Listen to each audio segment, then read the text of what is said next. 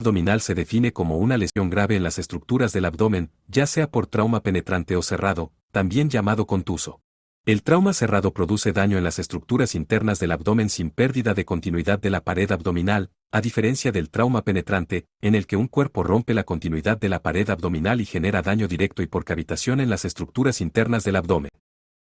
Dentro de los traumas penetrantes uno particularmente grave es la evisceración, que consiste en la exposición de las vísceras al ambiente. El manejo extrahospitalario de estas lesiones consiste en cubrirla con apósitos estériles, para luego empaparlos con suero fisiológico y trasladar a un centro con resolución quirúrgica, controlando las pérdidas de calor. Considere encender la calefacción de la ambulancia, jamás debe intentar introducir las vísceras ni retirar cuerpos extraños. Una lesión grave que puede ocurrir en distintos segmentos corporales es el trauma raquimedular. Las lesiones de columna vertebral pueden evidenciarse en el cuello, el tórax y el abdomen. El trauma raquimedular se define como una lesión de columna asociada a lesión neurológica que puede comprometer la médula espinal, raíces nerviosas o cauda equina. Los signos y síntomas del trauma raquimedular aparecen por debajo del segmento dañado, por lo tanto, si el daño es a nivel cervical el paciente será más sintomático que en otros segmentos. Los principales signos y síntomas son disminución de la fuerza, disminución de la sensibilidad, pérdida del control motor y de esfínteres, priapismo, shock medular por vasodilatación generalizada, lo que lleva a hipotensión de escasa respuesta al suministro de expansores de volumen sanguíneo, ya que el motivo de la hipotensión no es la falta de sangre, sino la pérdida de control motor de la musculatura lisa vascular inferior a la zona dañada. El manejo prehospitalario del trauma raquimedular se basa en minimizar el daño de la médula espinal y tratar los problemas que comprometen la vida del paciente usando la herramienta XABCD. En el caso de pesquisar hipotensión arterial debe administrar fluidos con cautela, ya que el problema, en la mayoría de los casos, no es la falta de volumen sanguíneo, sino la pérdida de control motor de las arterias, por lo tanto el uso de drogas vasoactivas es indicado en este caso. La norepinefrina, como droga vasoactiva, debe titularse entre 0,05 y 0,3 microgramos por kilo por minuto. El sistema sensitivo debe ser evaluado constantemente durante el traslado. Para evitar que el daño aumente es necesario realizar una inmovilización estricta y trasladar a velocidad constante a un centro con resolución neuroquirúrgica, donde deben entregar resolución definitiva al trauma raquimedular. La evaluación del paciente politraumatizado continúa con las extremidades superiores e inferiores. Las lesiones a este nivel más comunes son las fracturas. Estas pueden ser expuestas, cuando hay pérdida de continuidad de la piel. Se considerarán expuestas incluso cuando el hueso no sea visible, pero haya evidencia de lesión cutánea asociada a una fractura.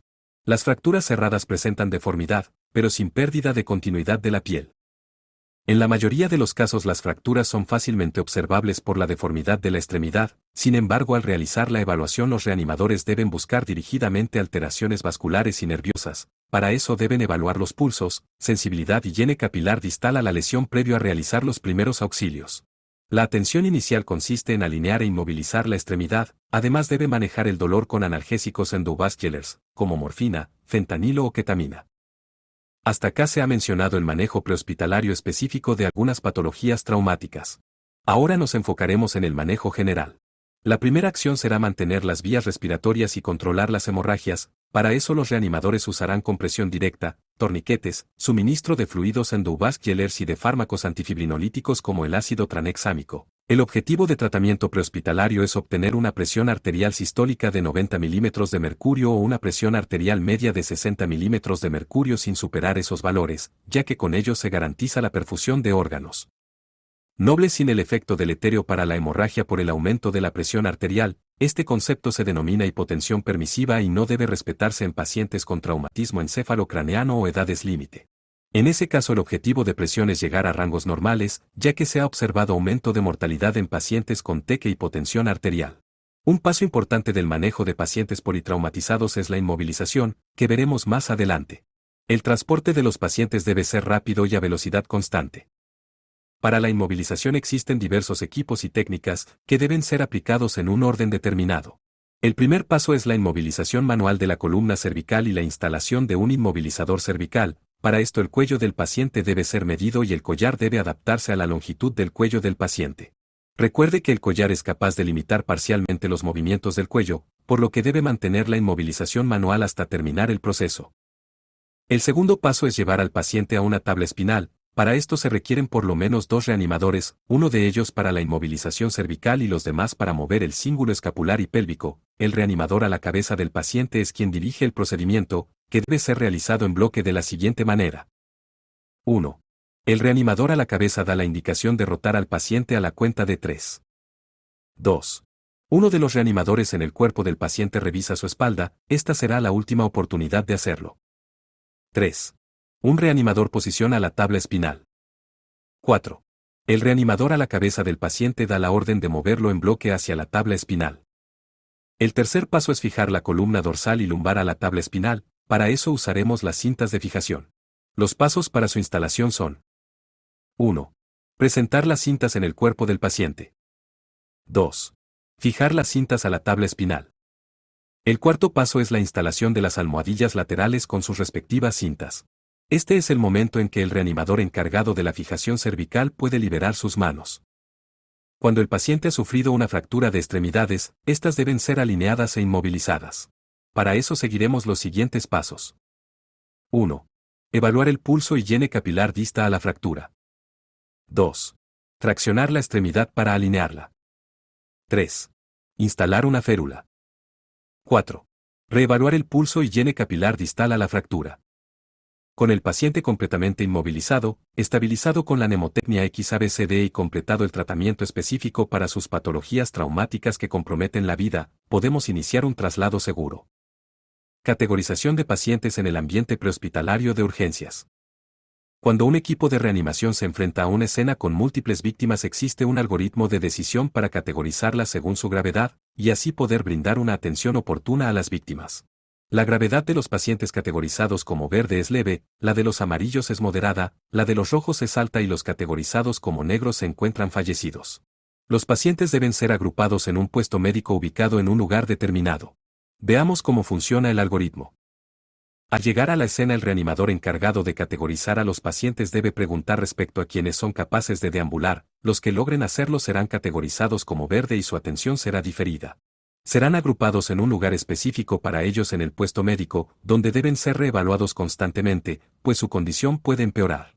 Luego determinaremos la capacidad de respirar de las personas que no deambulan. Si la persona no respira, permeabilice manualmente la vía aérea y reevalúe. Si aún no respira, se categoriza con color negro, por lo que se determina que está fallecido. En cambio, si tras permeabilizar la vía aérea el paciente comienza a respirar, se caracteriza como rojo y requiere atención inmediata. Si por el contrario, el paciente respira a la evaluación inicial, los reanimadores contarán la frecuencia respiratoria. Si es mayor a 30 se categoriza rojo y requiere atención inmediata. Si la frecuencia respiratoria es menor a 30 se debe evaluar el estado circulatorio del paciente.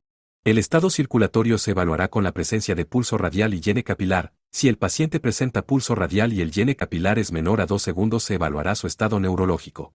Para evaluar el estado neurológico, los reanimadores determinarán si el paciente responde a órdenes simples. Cuando obedece se categoriza amarillo y su atención puede ser diferida. Por el contrario, si no obedece órdenes simples se categoriza rojo y requiere atención urgente. De igual forma, será categorizado rojo si su llene capilar es mayor a 2 segundos o no presenta pulso radial.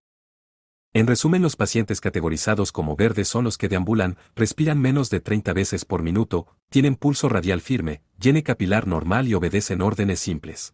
Los categorizados como amarillo no son capaces de deambular, ya sea por dolor invalidante o imposibilidad física, por ejemplo, en fracturas de extremidades inferiores, pero su estado respiratorio, circulatorio y neurológico es normal. Lo único que diferencia a un paciente verde de un amarillo es la deambulación. Los pacientes categorizados como rojos son quienes no deambulan y poseen una o más de las siguientes características: respiran más de 30 veces por minuto, no poseen pulsos distales, su llene capilar es mayor a 2 segundos o no responden órdenes simples. Finalmente, los pacientes categorizados como negros son los que se encuentran en PCR. La posibilidad de retorno a circulación espontánea en pacientes politraumatizados es muy baja, por eso los reanimadores no deben perder tiempo en realizar RCP en estos pacientes cuando tienen otros esperando su ayuda, por lo tanto deben ser declarados fallecidos. El color que se asigna a cada paciente determina el nivel de prioridad de atención, siendo los pacientes negros los menos prioritarios por encontrarse fallecidos. Los pacientes verdes pueden esperar ya que no poseen riesgo vital, los amarillos no poseen riesgo vital inmediato, pero la atención no puede ser diferida más de 1 hora, y la mayor prioridad la tienen los pacientes rojos, quienes deben ser atendidos inmediatamente. Gracias.